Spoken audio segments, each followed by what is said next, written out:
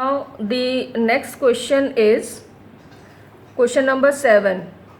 Raman is employed as an engine driver in Indian Railway.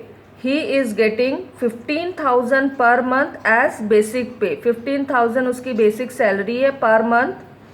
Rupees 2,500 per month as dearness pay and rupees 25 per month as dearness allowance.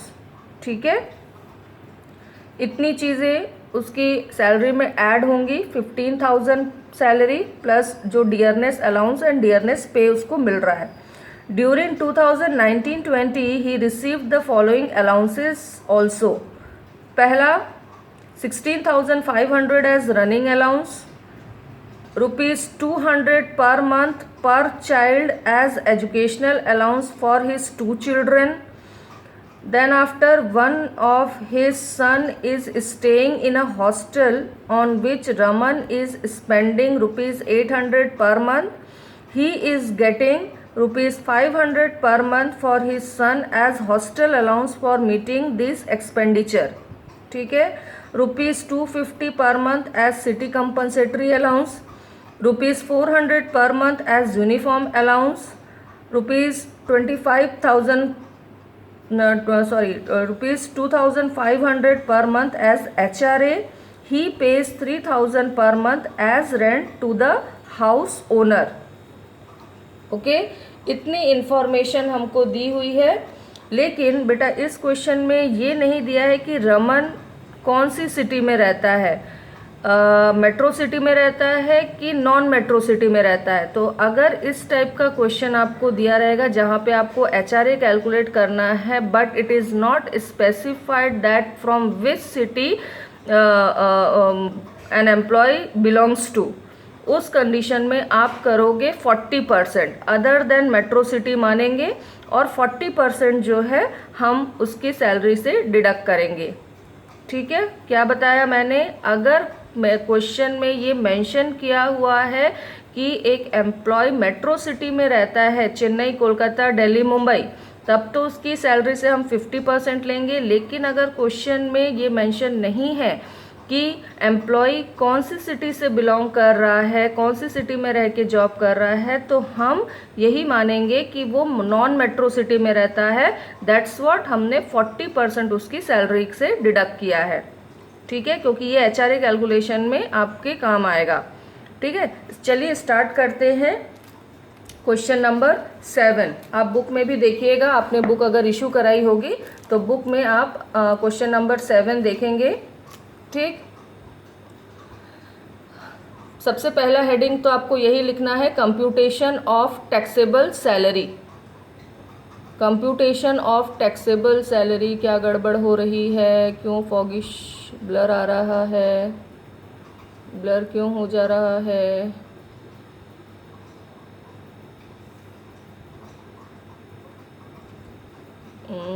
थोड़ा सा इसका resolution हम कम कर दें तो क्या ये सही होगा?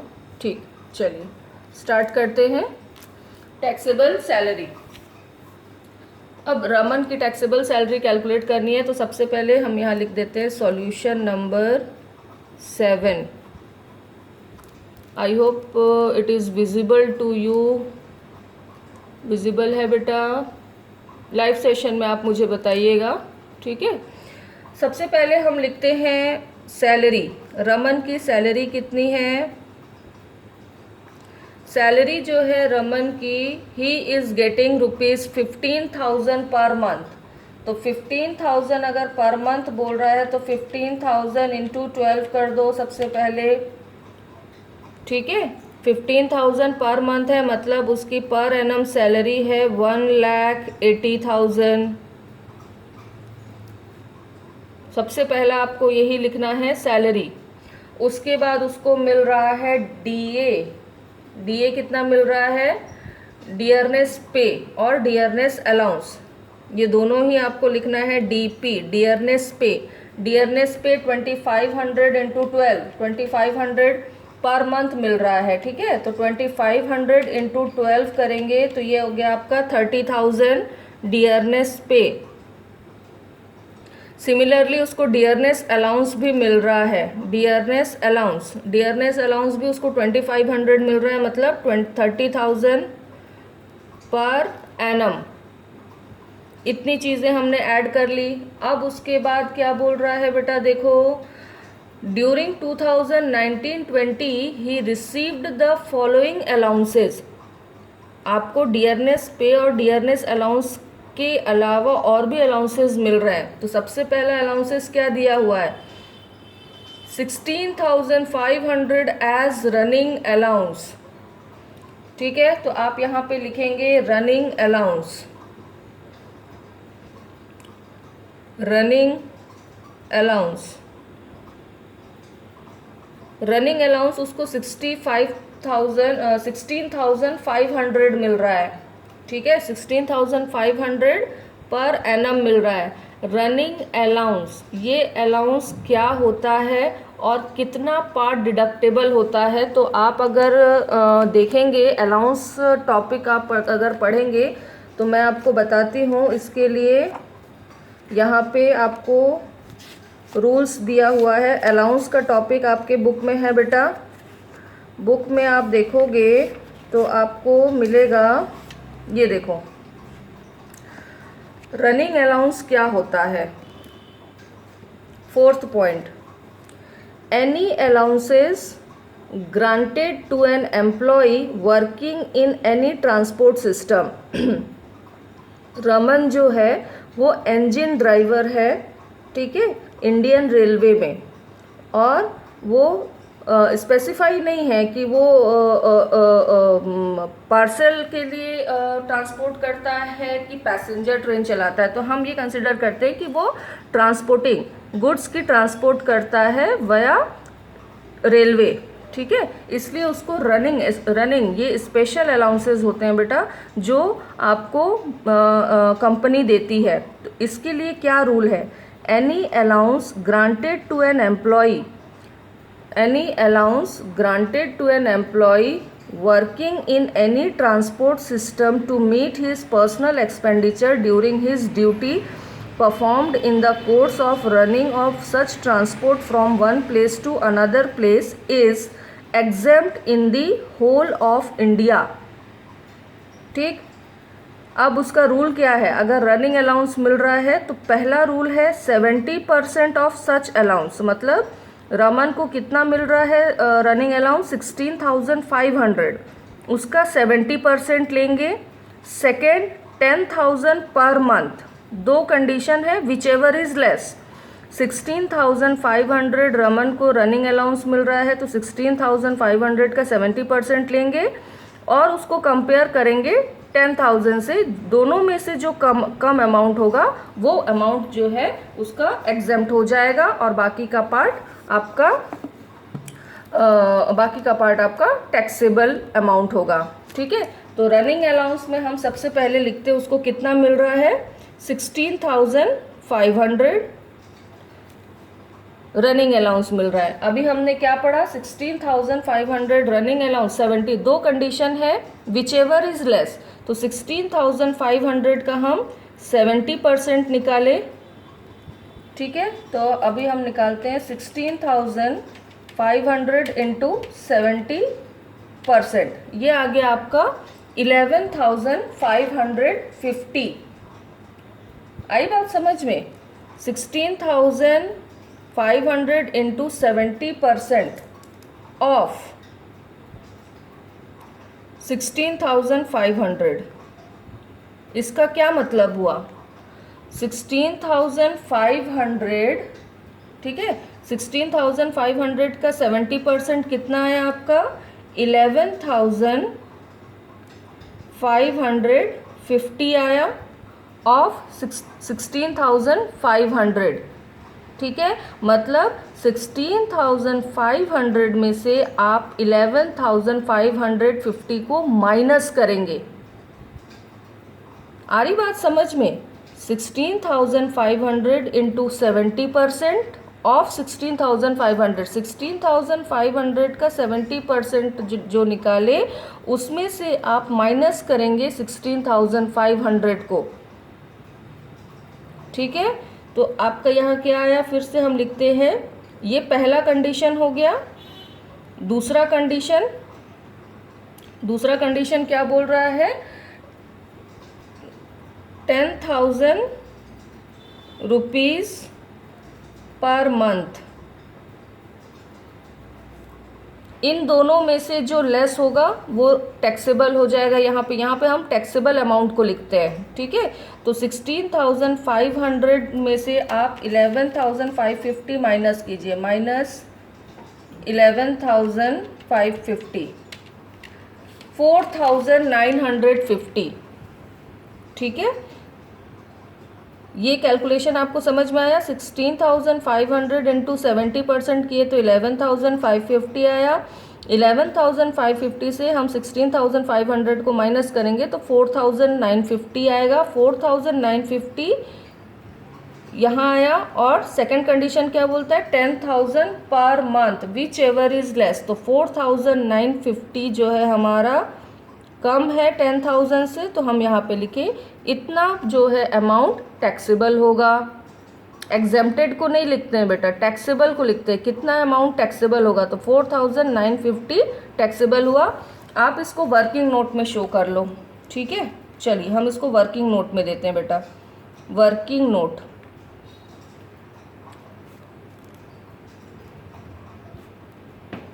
वर्किंग नोट में हमने क्या दिया, सबसे पहले हम क्या कैलकुलेशन कर रहे हैं, कैलकुलेशन ऑफ रनिंग अलाउंस, ठीक है। रनिंग अलाउंस में हमको क्या बोलता है, 70% ऑफ अलाउंस लेना है, ठीक है। 70% ऑफ अलाउंस। रमन को कितना अलाउंस मिल रहा है, 16,500 उसको रनिंग अलाउंस मिल रहा है। तो 16,500 इंटू 70%, ये कितना आ गया, 11,550,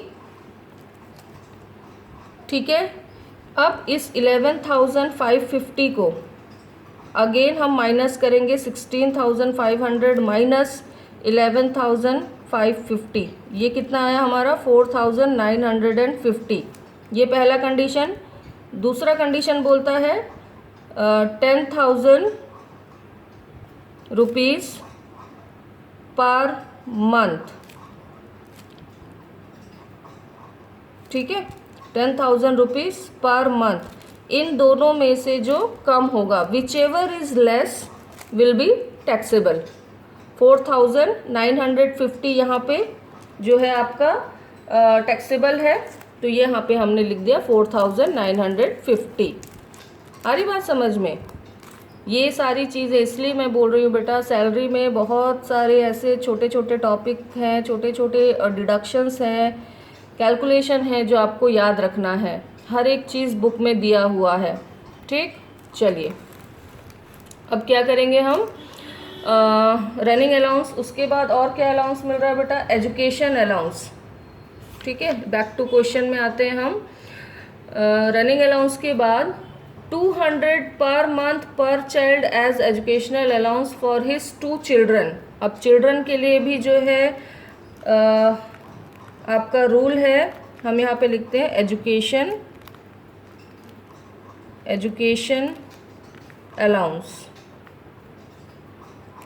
ठीक है। एजुकेशन अलाउंस मिल कितना रहा है उसको, 200 पर मंथ, मतलब कितने चाइल्ड के लिए, 2 चाइल्ड के लिए मिलता है। तो 2 चिल्ड्रन है तो उसको कितना मिला, 200 पर मंथ, 200 इंटू 12, 2400, ठीक है। 2400 मिला उसको, तो दो बच्चों के लिए कितना हुआ, 4800, ठीक। तो 4800 में हम करेंगे यहाँ पे 4800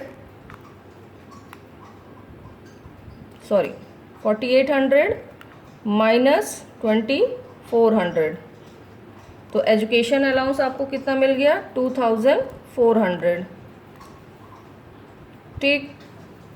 उसके बाद ये एक आपका आ गया डियरनेस पे हो गया, डियरनेस अलाउंस हो गया, रनिंग अलाउंस हो गया, एजुकेशनल अलाउंस हो गया। अब आते हैं हम, और क्या अलाउंस मिल रहा है उसको, हॉस्टल अलाउंस मिल रहा है बेटा। हॉस्टल अलाउंस कितना है, one of his son is staying in a hostel on which Raman is spending 800। Hostel allowance लिखिए यहाँ पे, हॉस्टल अलाउंस रमन कितना दे रहा है, रमन दे रहा है 800 पर मंथ, और उसको कंपनी से कितना मिल रहा है, 500 पर मंथ। ठीक है, तो 500 अगर पर मंथ वो दे रहा है और 800 पर मंथ दे रहा है, 800 इंटू 12, 800 इंटू 12 9600 उसका आ रहा है। और he is getting ₹500 per month. 500 अगर पर मंथ है तो आपका पर एनम कितना हो गया, 6000। ठीक है, तो यहाँ पे आ गया आपका 6000 माइनस 3600, ये हो गया आपका 2400 हॉस्टल अलाउंस। उसके बाद सीसीए, सिटी कंपनसेटरी अलाउंस भी मिल रहा है उसको। सीसीए कितना मिल रहा है उसको, 250 per month, ₹250 per month. 250 into 12 मतलब 3000 उसको सिटी कंपनसेटरी अलाउंस मिल रहा है। ठीक है, आ रही बात समझ में। चलिए, अब उसके बाद और क्या अलाउंस मिल रहा है, 400 per month as uniform allowance fully spent for employment purpose.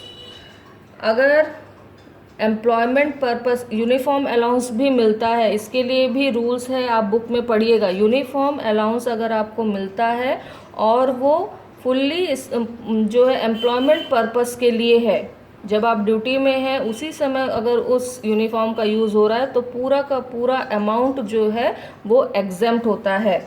यहाँ पे आप लिखिए uniform allowance, uniform allowance, but यहाँ पे डैश आ जाएगा बिकॉज एम्प्लॉयमेंट पर्पस के लिए यूज़ हो रहा है।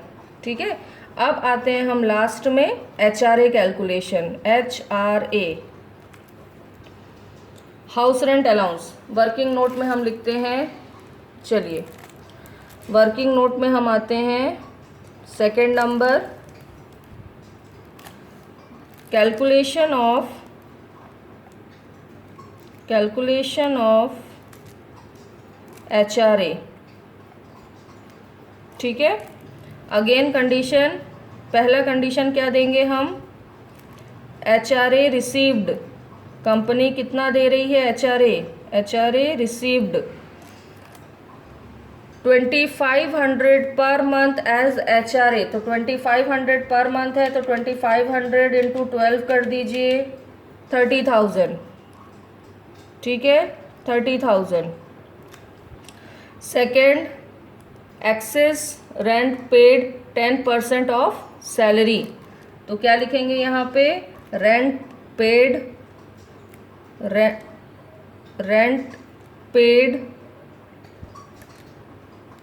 10% ऑफ सैलरी। ठीक, अब यहाँ पे देखिए सैलरी का कैलकुलेशन कैसे होगा। यहाँ पे आपको सैलरी कितना दिया है, यहाँ पे सैलरी आपने 1,80,000 पे किया। ठीक है, सैलरी कितनी मिल रही है रमन को, 1,80,000।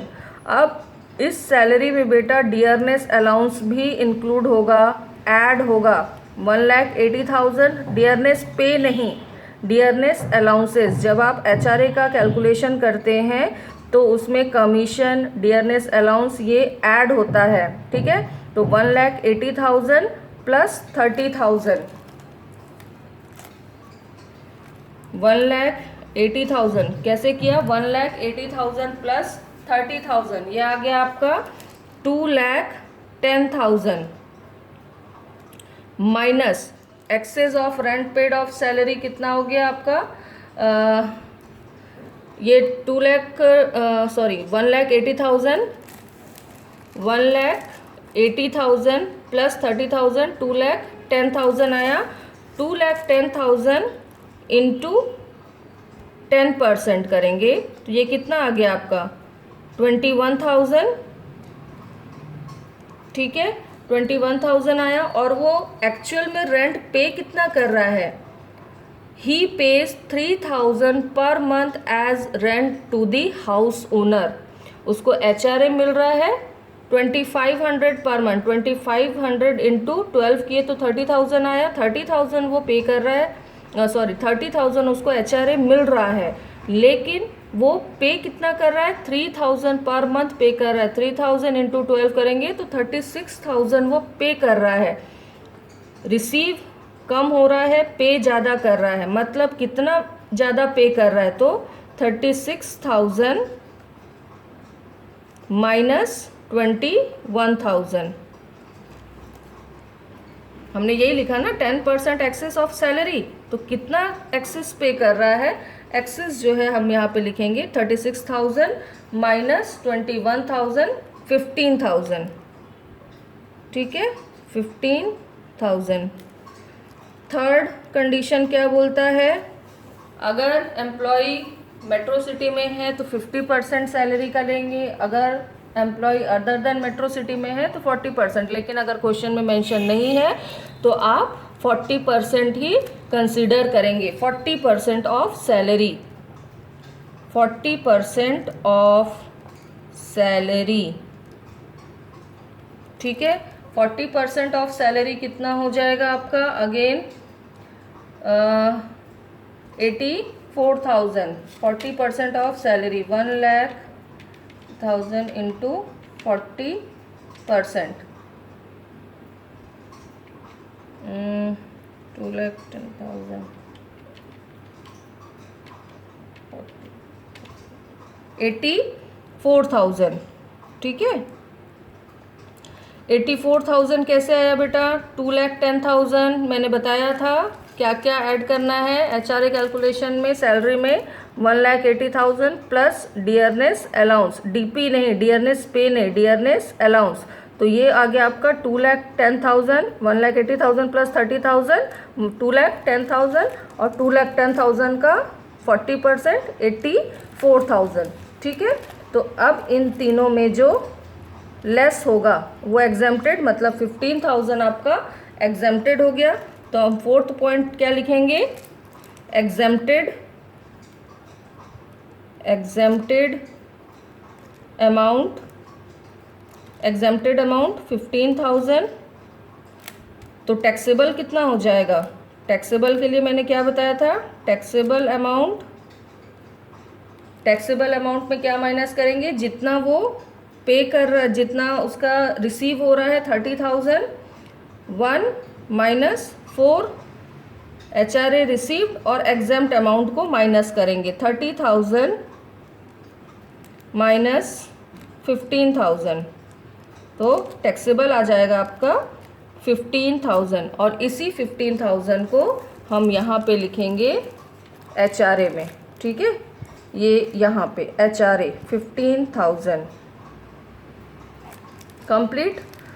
अब इनका टोटल किए तो टोटल करने पे हमारा आएगा, just a second, 1,80,000 plus 60,000 plus 4,950 plus 4,800 plus 3,000 plus 15,000, ये आ गया हमारा 2,67,750 ग्रॉस सैलरी हमारी आ गई। अब इस ग्रॉस सैलरी में क्या करना है आपको, माइनस, हमेशा याद रखना बेटा स्टैंडर्ड डिडक्शन माइनस होगा, ठीक है स्टैंडर्ड डिडक्शन